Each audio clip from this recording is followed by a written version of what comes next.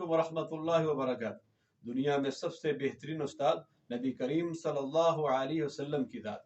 कोई आदमी चाहता है कि मैं अच्छा उस्ताद बनूं, अच्छा टीचर बनूं, तो नबी करीम सल्लल्लाहु अलैहि वसल्लम के तरीके को फॉलो करे। आइए पांचवा पॉइंट, इससे पहले चार पॉइंट मैं पिछली वीडियो में बयान कर चुका हूं। पांचवा पॉइंट ये है कि नबी करीम सल्लल्लाहु अलैहि वसल्लम नए आने वाले स्टूडेंट को किस तरह इस्तकबाल और वेलकम करते थे। एक शख्स आपके पास आया और आकर अर्ज करता है, ए अल्लाह के रसूल सल्लल्लाहु अलैहि वसल्लम, मैं इल्म हासिल करने के लिए आया हूँ।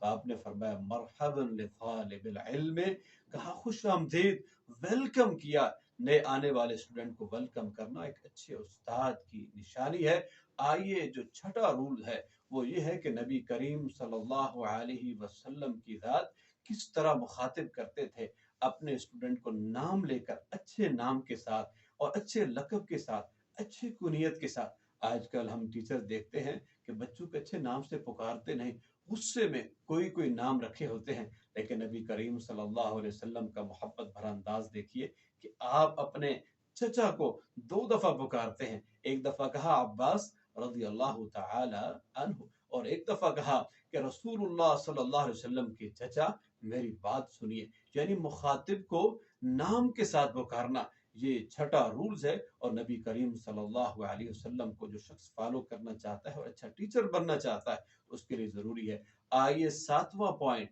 नबी करीम सल्लल्लाहु अलैहि वसल्लम की जात से जो हमें मिलता है कि आप अपने स्टूडेंट के लिए बात को रिपीट करते, बात को दोहराते। कितनी मर्तबा दोहराते?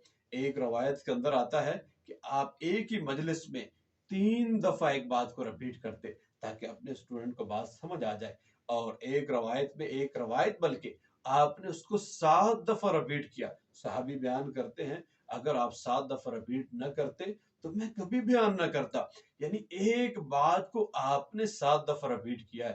तो आज अगर एक दफा टीचर से पूछ लिया जाए, दूसरी बात सर आप रिपीट कर दे, उससे भी टीचर आ जाते हैं। नहीं, नबी करीम सल्लल्लाहु अलैहि वसल्लम को जो टीचर फॉलो करता है, बार बार भी स्टूडेंट आपसे पूछे, आप उस बात को रिपीट करें, ये अच्छे उस्ताद की निशानी है। अल्लाह ताला मुझे और आपको अमल की